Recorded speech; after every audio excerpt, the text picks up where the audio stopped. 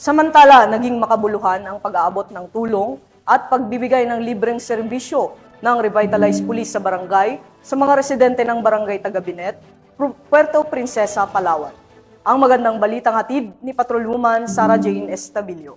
Nagabot ng tulong at serbisyo ang Revitalized Police sa barangay sa Sitio Cayasan, Barangay Tagabinet, Puerto Princesa City, Palawan. Bahagi ng misyon ng RPSB ang pagbibigay ng dagdag na kabuhayan sa mga katutubong batak at tagbanwa tulad ng pagsasanay sa paggawa ng dishwashing liquid at mga proyektong agrikultural na maaaring magbigay ng pangmatagalang kita sa kanilang pamilya. Kasabay nito, pinag-iigting din ng RPSB ang mga hakbang upang mapigilan ng panghihikayat ng mga makakaliwang grupo sa mga katutubo. Layunin nilang tiyakin ang seguridad ng komunidad at palakasin ang tiwala ng mamamayan sa pamahalaan.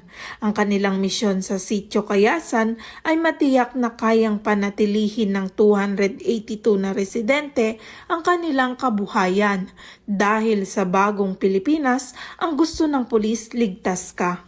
Mula dito sa home of the Police Eco Warriors, Calapan City, Oriental, Mindoro, ako po ang inyong PNN correspondent, Patrolwoman Sarah Jane Estabilio, alagad ng batas, tagataguyod ng Balitang Pulis.